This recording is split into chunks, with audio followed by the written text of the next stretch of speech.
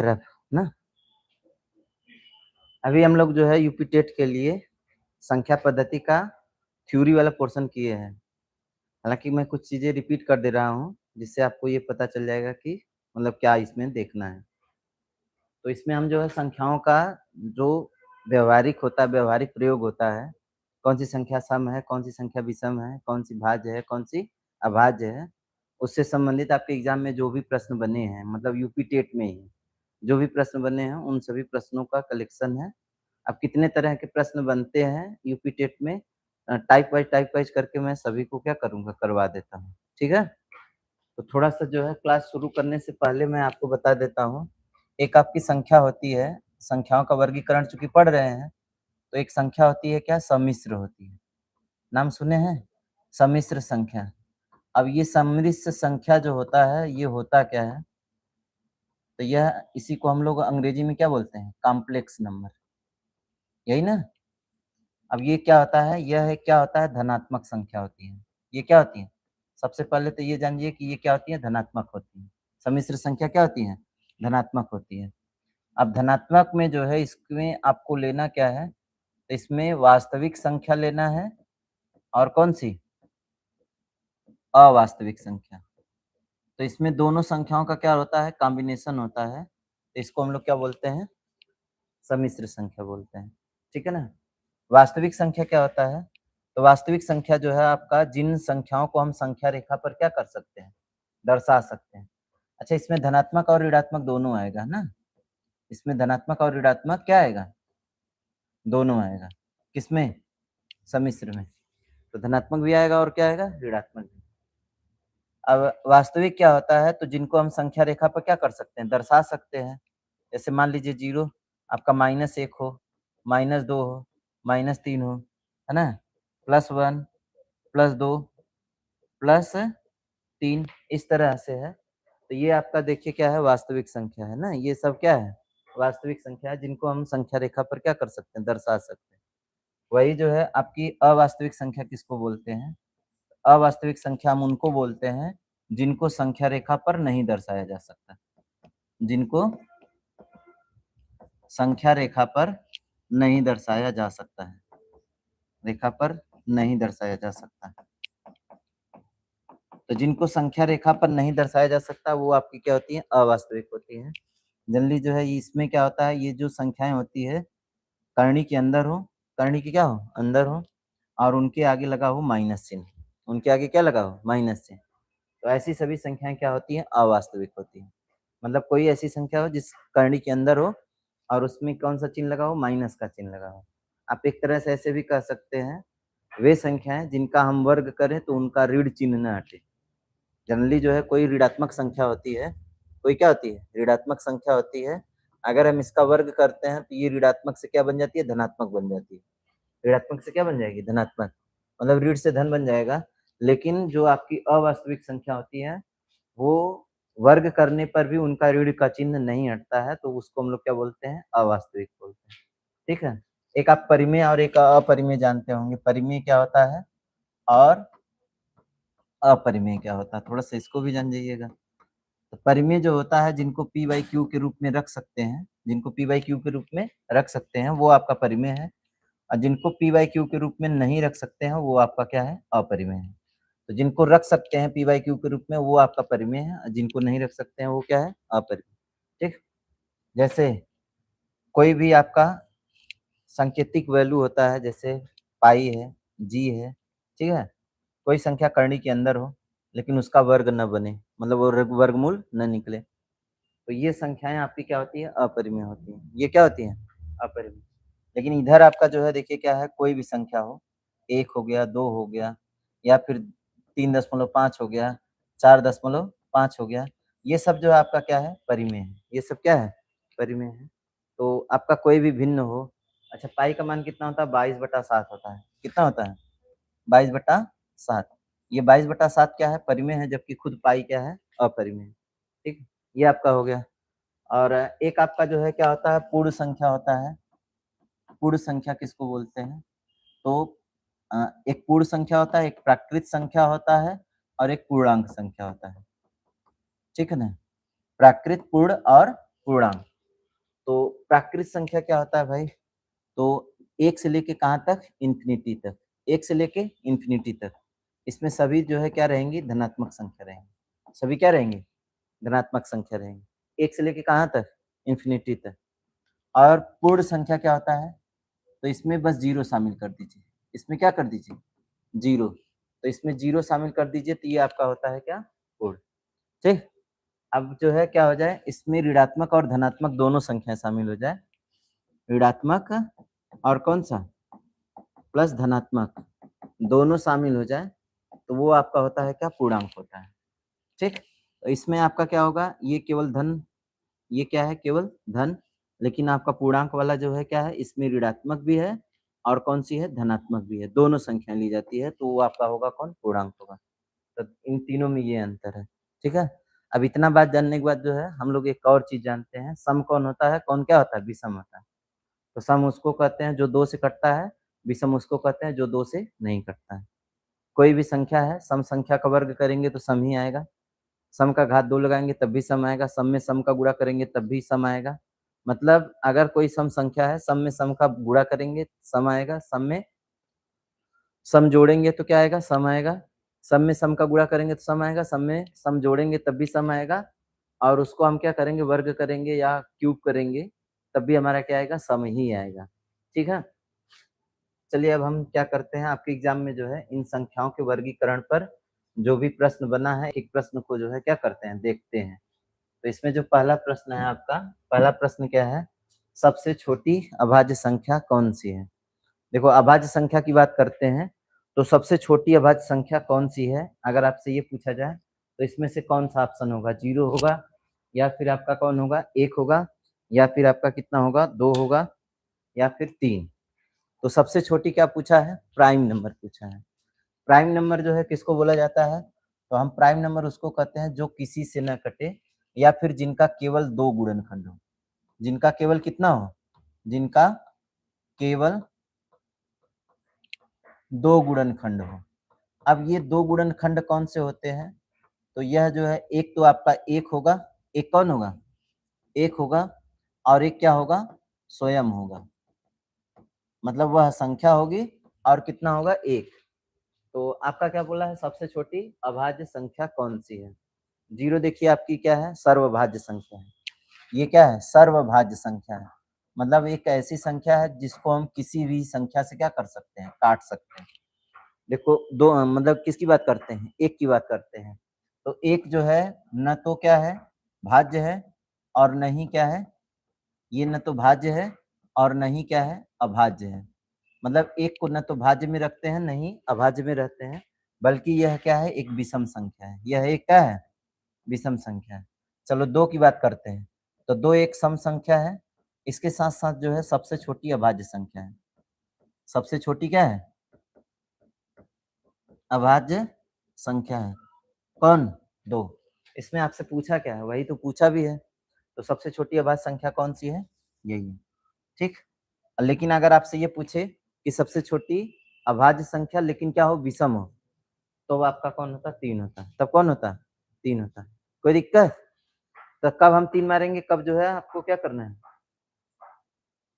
कब 3 रहेगा और कब जो है क्या रहेगा? ये चार्जिंग क्यों नहीं था यार?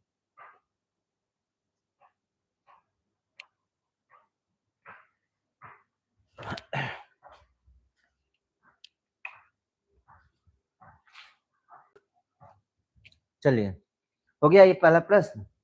समझ में आ गया ना? अब आज ये कौन-सा? दूसरा प्रश्न। देखो क्या बोला है? निम्नलिखित में से कौन-सी क्या है? अपरिमेय। अपरिमेय हम किसको कहते हैं? पहला वाला है अंडर रूट, ये स्क्वायर रूट 4 है। मतलब इसको हम ऐसे लिखेंगे, अंडर रूट 4, ये आपका पाई है, ठीक? और ये कितना है? 22/7। ये कितना है? 0.5, तो इसको लिखने की ज़रूरत नहीं है। तो इसमें आपको पूछ रहा है कि निम्नलिखित में से कौन-सा क्या है? अपरिमेय है। तो अपरिमेय अगर ये कर्ण के अंदर है, अगर ये बाहर नहीं निकलता, तब तो ये अपरिमेय था। लेकिन ये बाहर निकल जाएगा, इसका मतलब क्या है? परिमेय है। ये जो पाई है, पाई आपका क्या होता है? अपरिमेय होता है। बाकी इसमें सभी संख्याएँ क्या है? सभी संख्या क्या है? परिमेय है। ठीक है ना? कौन-कौन सा? ये भी है और ये भी है। ठीक? चलो आगे। अब इसमें देखिए आपका क्या कह रहा है? कह रहा है कि 0 किस प्रकार की संख्या है? 0 किस प्रकार की संख्या है? यह ऋणात्मक पूर्णांक संख्या है, यह धनात्मक पूर्णांक संख्या है, यह जो है उदासीन पूर्णांक संख्या है, यह क्या है? अभाज्य संख्या। देखिए ये जो 0 होता है, 0 न तो धनात्मक है और न ही क्या है? ऋणात्मक है। मतलब न तो धनात्मक न तो ऋणात्मक। अगर न तो धनात्मक न तो ऋणात्मक है तो इसका मतलब ये क्या है? उदासीन है। ये क्या है? उदासीन है। तो आपका कौन-सा है? उदासीन पूर्णांक संख्या है। उदासीन क्या है? पूर्णांक संख्या। मतलब जो 0 होता है न तो धनात्मक होता है, न ही क्या होता है? ऋणात्मक होता है। तो न धनात्मक होगा न ऋणात्मक होगा तो इसका मतलब क्या होगा? उदासीन होगा। ठीक? चलो आगे अगला सवाल। तो ये देखिए आपका क्या कर रहा है? ये कह रहा है कि 2 अंकों की सबसे छोटी अभाज्य संख्या कौन-सी है? 2 अंक की बात कर रहा है। कितने अंक की बात कर रहा है? 2 अंक। तो 2 अंक की जो है रहेगा तो 2 अंक का देखिए ये अभाज्य तो है नहीं। 2 अंक का ये है लेकिन आपका छोटा नहीं है, यह भी नहीं है। इसका मतलब 2 अंकों की सबसे छोटी अभाज्य संख्या कौन है? 11 है। 11 जो है सबसे छोटी क्या है? अभाज्य संख्या है। ठीक? आगे चलिएगा अगला सवाल। आगे कह रहा है कि देखो ये पाई जो है मतलब पाई की बात कर रहा है। पाई जो है एक क्या है? एक परिमेय संख्या है तो कहेंगे नहीं है। एक क्या है? अपरिमेय संख्या बिल्कुल सही बात है। तो आपका यही वाला क्या है? सही है। तो पाई एक प्रकार का क्या है? अपरिमेय संख्या है। ठीक? अच्छा मुझे ये बताइए कि ये जो जी है, जी क्या है? परिमेय है कि अपरिमेय? जी जो है परिमेय है या अपरिमेय? अपरिमेय है। कौन-सा है? अपरिमेय। चलो ठीक है। अच्छा आगे हम अगला सवाल देखते हैं। ये सवाल जो है देखिएगा। तो कह रहा है कि सबसे छोटी संयुक्त संख्या कौन-सी है? सबसे छोटी संयुक्त संख्या कौन-सी है? संयुक्त की बात कर रहा है, ठीक है ना? कंपोजिट नंबर, ठीक है? तो इसमें क्या है? 1 है, 2 है, 3 है या फिर क्या है? 4 है। कंपोजिट नंबर कौन-सा है? संयुक्त संख्या कौन-सा है? बोलो कौन-सा है? देखिए, कंपोजिट नंबर हम उसको कहते हैं जिसका 2 या 2 से अधिक गुणनखंड हो। 2 से अधिक गुणनखंड हो, जिसका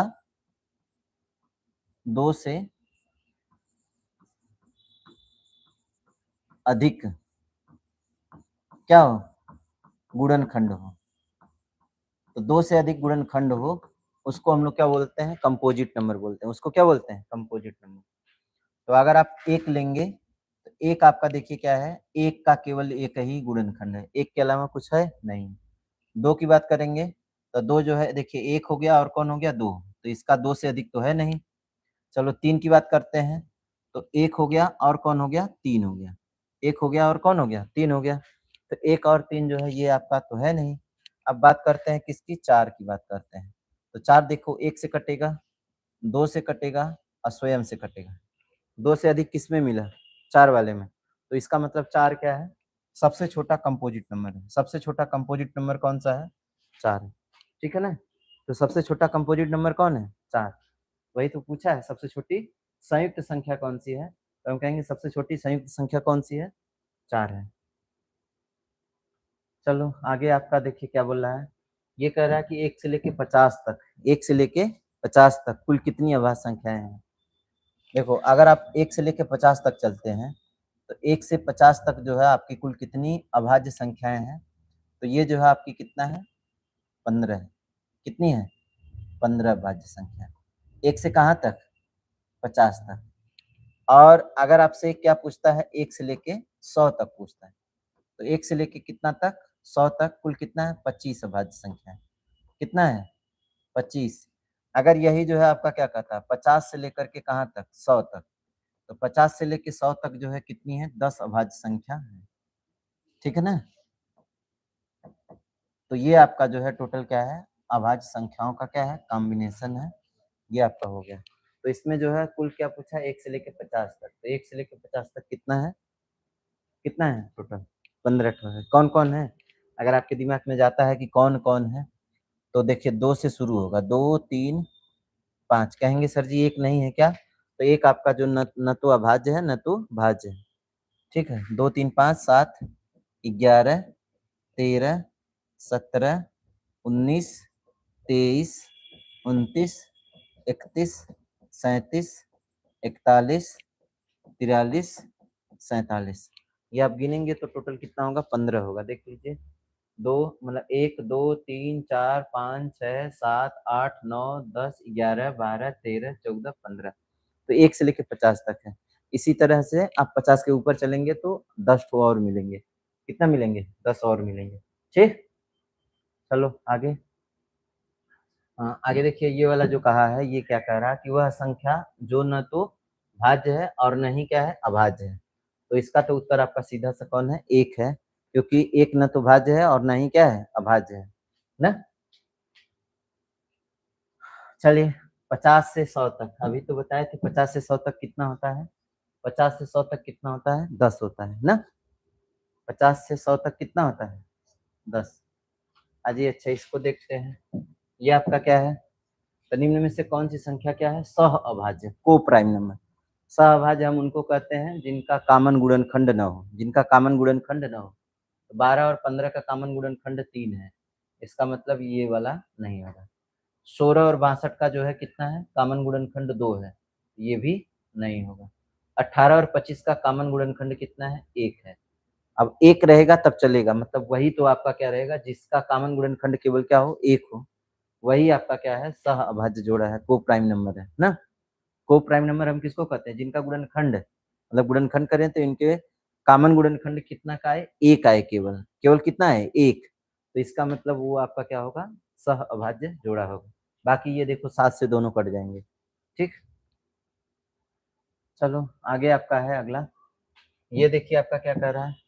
तो सबसे छोटी विषम अभाज्य संख्या, सबसे छोटी विषम अभाज्य संख्या, सबसे छोटी विषम अभाज्य संख्या कौन है?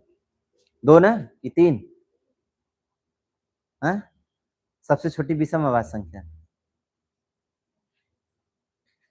कौन होगा? 3 होगा? अरे 3 होगा। आगे देखिए आपका क्या कह रहा है। कह रहा है कि 100 से लेकर के कहाँ तक? 110 तक। 100 से 110 के बीच में कितनी अभाज्य संख्याएं हैं?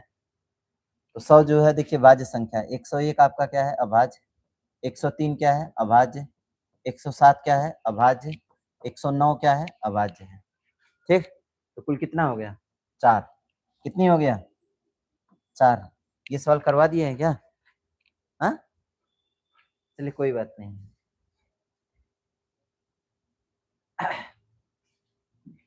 ये सवाल देखिएगा। इसमें देखिए आपका क्या है? कह रहा है कि 2 अंकों की सबसे बड़ी अभाज्य संख्या कौन है?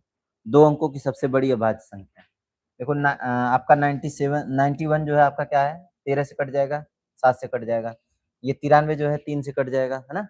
97 जो है किसी से नहीं कटेगा। यही आपका क्या है? उत्तर है। ठीक? चलो, प्रत्येक प्राकृतिक संख्या एक होती है। क्या होती है? प्रत्येक प्राकृतिक संख्या एक होती है। पूर्ण संख्या होती है, अभाज्य संख्या होती है, विषम संख्या होती है, या फिर सम संख्या होती है। प्रत्येक प्राकृतिक संख्या क्या होती है? पूर्ण संख्या होती है। प्रत्येक प्राकृतिक संख्या क्या होती है? पूर्ण संख्या होती है, होल नंबर होती है। ठीक? अभाज्य होती है क्या? तो हम कहेंगे नहीं। विषम होती है क्या? कहेंगे नहीं। वो सम भी हो सकती है, विषम भी हो सकती है, भाज्य भी हो सकती है, अभाज्य भी हो सकती है। लेकिन अगर पूरी तरह से देखें तो वही क्या होती है? पूर्ण होती है। तो प्रत्येक प्राकृतिक संख्या क्या होती है? पूर्ण संख्या होती है। ठीक? निम्न में से जो है आपका क्या बोला है? निम्न में से अभाज्य संख्या कौन सी है? कोई भी कभी भी जो है अभाज्य संख्या चेक करना है तो उसमें जो है एक आपका होता है नियम, क्या होता है? 6n+1। ये केवल हो सकता है वाली बात रहती है ना, होगा नहीं। या तो फिर जो है 6n-1, मतलब 6n-1 मतलब हम क्या करें? 6 से भाग दें। 6 से भाग देने पर या तो शेष कितना बचे? 1 बचे। शेष कितना बचे? 1 बचे। या तो शेष कितना बचे? 5 बचे। शेष या तो 1 बचे या तो कितना बचे? 5 बचे। तो वो जो है आपका क्या हो सकता है? अभाज्य हो सकता है। केवल हो सकता है, होता है ये नहीं कहेंगे। तो जैसे आपका 81 है, 81 आपका 9 से कट जाता है तो हम इसको तो लेंगे नहीं। 87, 91 देखो 91 भी कट जाता है। 91 क्या कट जाता है? कट जाता है। और ये 8 7 15 ये भी कट जाएगा। 8 7 15 3 से कट जाएगा ना। और ये जो है 97 जो होता है ये आपका क्या है, अभाज्य संख्या है, बाकी इसमें कोई अभाज्य नहीं है। अब इसमें 6 का भाग देंगे तो देखिए कितना आ रहा है, 6 एकम 6, कितना बचेगा 3, 6 चार 36 से 1 बचेगा, मतलब 1 शेष बच रहा है, ठीक? तो 1 बचे या तो 5 बचे, अगर ऐसी कोई संख्या है तो वह जो है अभाज्य हो सकती है। नहीं तो एक तरीका और है आपका, किस तरीका से हम लोग कर सकते हैं, तो हम जो है क्या करेंगे, इसके मतलब कोई भी संख्या, जैसे मान लीजिए हमको 97 चेक करना है, तो 97 के आसपास कोई पूर्ण वर्ग संख्या ले लेंगे, तो इसके आसपास में कौन है, 100 है। 100 का वर्गमूल कितना होता है, 10 होता है। अब 10 से छोटा जो भी अभाज्य संख्या उसको ले लेना है। तो 10 से छोटा अभाज्य संख्या कितना है, 7 है, 5 है, 3 है और कितना है, 2 है। अब इनमें से किसी से अगर ये कटेगा तो क्या होगा, भाज्य होगा, नहीं कटेगा तो अभाज्य होगा। 7 से काटेंगे तो ये 7 से नहीं कटेगा, 5 से कटेगा ही नहीं। क्यों नहीं कटेगा, क्योंकि 5 से वही संख्या कटती है जिसके अंत में 0 या 5 हो। 3 से देखिए नहीं कटेगा, क्यों नहीं कटेगा, क्योंकि 3 का नियम होता है कि अंकों का योग अगर क्या होता है, 3 से कटेगा तो संख्या 3 से कटेगी, नहीं तो नहीं कटेगी। 2 से कटने का कोई सवाल नहीं है, क्यों नहीं है, क्योंकि कोई विषम संख्या 2 से नहीं कटती, ठीक है? तो इसका मतलब ये किसी से नहीं कट रहा है, तो ये क्या होगा, अभाज्य संख्या होगी। चलो आगे हम लोग 16 नंबर का सवाल देखते हैं। 16 नंबर का सवाल देखिए क्या है, कह रहा है कि 3 अंकों की सबसे छोटी अभाज्य संख्या कौन सी है? कितने अंकों की? 3 अंकों की। 3 अंकों की सबसे छोटी अभाज्य संख्या 100 देखिए आपका क्या है, भाज्य है। 100 के जो ही बाद हम जाते हैं तो 101 जो है आपका क्या होता है, अभाज्य संख्या होता है, जो किसी से नहीं कटता है। ये 6n+1 का फॉलो करता है या 6n-1 को फॉलो करता है? तो 6n-1 को फॉलो करता है, ठीक है? ये वाला देखो, ये जो है 6n+1 को किसको फॉलो करेगा, +1 को फॉलो कर रहा है। लेकिन ये भी अभाज्य संख्या है, लेकिन ये क्या है, हमको सबसे छोटी चाहिए। यह भी अभाज्य है, यह भी अभाज्य है और यह भी क्या है, अभाज्य है। लेकिन इसमें सबसे छोटा कौन है, 101। चलो, सबसे छोटी पूर्ण संख्या, होल नंबर कौन सी है? सबसे छोटी पूर्ण संख्या कौन सी है? तो देखिए आपका एक प्राकृतिक संख्या होता है, एक क्या होता है, पूर्ण संख्या होता है। तो अगर हम प्राकृतिक संख्या में क्या कर दें, 0 को शामिल कर दें, किसको शामिल कर दें, 0 को, तो वह क्या बन जाता है, पूर्ण संख्या। तो ये जो आपका है कौन, 0। सबसे छोटी क्या है, पूर्ण संख्या। सबसे छोटी क्या है, पूर्ण संख्या। चलो 22/7, 22/7 एक प्रकार का किस प्रकार का संख्या है, यह परिमेय है कि अपरिमेय है? तो हम कहेंगे परिमेय ही है, क्योंकि पाई का मान आपका क्या होता है, परिमेय होता है, जबकि पाई खुद क्या है, अपरिमेय, p/q के रूप में है भी। चलो 20 नंबर का 19 नंबर का सवाल देख लीजिए। सबसे छोटी सम अभाज्य संख्या कौन सी है? दो एकमात्र ऐसी संख्या है जो क्या है, अभाज्य है, बाकी कोई ऐसी सम संख्या क्या है, अभाज्य नहीं है, ठीक? चलो आगे हम लोग अगला देखते हैं 20 नंबर का सवाल। तो इसमें पूछ रहा है कि इनमें से कौन सा ट्विन प्राइम नंबर है? ट्विन प्राइम नंबर हम किसको कहते हैं, थोड़ा सा इसको जानते हैं। तो जुड़वा अभाज्य संख्या, कौन सी संख्या, जुड़वा अभाज्य संख्या। अच्छा ये तो लिखा ही है, तो बस आपको क्या समझना है, हम उसको कहते हैं लगातार दो अभाज्य संख्याएं हो। क्या हो, पहली बात होगा लगातार दो अभाज्य संख्या हो। पहली कंडीशन यही है कि लगातार क्या होनी चाहिए, दो अभाज्य संख्या होनी चाहिए। दूसरी बात यह है कि दोनों में अंतर 2 का होना चाहिए। दोनों में अंतर कितने का होना चाहिए, 2 का होना चाहिए। दोनों में अंतर कितने का होना चाहिए, होना चाहिए। तो दोनों में जो अंतर होना चाहिए वो कितने का होना चाहिए, 2 का होना चाहिए। जैसे 3 और 7 4 का अंतर है, हटा दे। 5 और 7 2 का अंतर है, लगातार भी है, इसके बीच में कोई अभाज्य संख्या है नहीं है। इसका मतलब यही आपका क्या है, ट्विन प्राइम नंबर है। 11 और 17 4 का अंतर, कितने का अंतर होना चाहिए, 11 और 17 6 का अंतर है, और 19 और 23 4 का अंतर है। प्राइम नंबर तो है, लेकिन जो है अंतर कितने का आ रहा है, अंतर कितने का होना चाहिए, 2 का होना चाहिए। अगर 2 का होगा तभी जो है प्राइम नंबर क्या होगा, ट्विन प्राइम नंबर होगा। मतलब आपका 5 और 7 क्या है, प्राइम नंबर। कौन है? Twin prime number. जैसे 11 का ट्विन प्राइम नंबर क्या होगा? तो हम कहेंगे 13 हो जाएगा, 11 और 13, ठीक? फिर जो है हम कहें 17 का क्या होगा? 17 और 19, ठीक है? वही जो है हम कहें 29 का क्या होगा? तो 29 और 31। वही हम जो है क्या कहें? हम कहें 37, अच्छा 37 का नहीं बन पाएगा ना, 37 का नहीं बन पाएगा। 43 का बनेगा क्या? तो हम कहेंगे 43 का 47 नहीं बन पाएगा, ठीक है ना? 43 का 41 होगा, 43 का कितना? 41 हो जाएगा, 41 और 43। तो ये सब क्या है? ट्विन प्राइम नंबर है। इन सबको क्या बोला जाता है? ट्विन प्राइम नंबर बोला जाता है। तो अभी जो है आपको ये चीजें जो है समझ में आई होंगी कि ट्विन प्राइम नंबर क्या है ना? अच्छा मैं कुछ जो है आपको फैक्ट बता देता हूँ। अगर आपसे ये पूछा जाए कि सबसे छोटी सम संख्या कौन सी है? तो 0 है। सबसे छोटी सम संख्या कौन सी है? 0 है। अगर आपसे ये पूछे कि सबसे छोटी पूर्ण संख्या सॉरी सबसे छोटी प्राकृत सम संख्या कौन सी है? सबसे छोटी प्राकृत सम संख्या कौन सी है? तो सबसे छोटी प्राकृत सम संख्या पूछेगा तब तो 2 होगा आपका। तब कितना होगा? 2। सबसे छोटी पूर्णांक संख्या कौन सी है? पूर्णांक संख्या। पूर्णांक संख्या क्या है? तब 0 है। तब कितना है? 0। अच्छा 0 जो है अभाज्य है कि भाज्य है? 0 क्या है? अभाज्य है कि भाज्य है? हैं? 0। 0 एक क्या है? सर्वभाज्य संख्या है। 0 जो है क्या है? सर्वभाज्य संख्या, मतलब किसी से भी कटता है। दुनिया का हर संख्या जो है उसको काट सकती है। 0 की कुछ प्रॉपर्टी होती है ना, पता है कि नहीं? 0 की कौन-कौन सी प्रॉपर्टी है? किसी भी संख्या में अगर हम 0 का गुणा कर दें तो उसका मान कितना हो जाएगा भाई? बोलो। किसी भी संख्या में हम किसका गुणा कर दें? 0 का गुणा कर दें तो कितना हो जाएगा? 0। किसी भी संख्या में हम 0 का भाग दे दें तब कितना आ जाएगा? हुँ? इन्फिनिटी बार आ जाएगा। कितना बार? इन्फिनिटी। लेकिन 0 में कौनो संख्या का भाग दे दो तो 0 बार जाएगा। 0 में किसी संख्या का भाग दे दो तो कितना? 0। अच्छा, अगर आपको जो है क्या करना है, कोई संख्या हो, कोई संख्या के घात में 0 लगाना हो, तो इसका मान कितना हो जाता है? 1 हो जाता है। ये 0 की प्रॉपर्टी है। ये 0 की क्या है? प्रॉपर्टी है। ठीक है? तो उम्मीद है कि आपको ये चीज़ें समझ में आई होगी। कोई दिक्कत है इसमें? मतलब ये 20 प्रश्न आपका हो गया है, 20 प्रश्न में कोई दिक्कत नहीं होगा।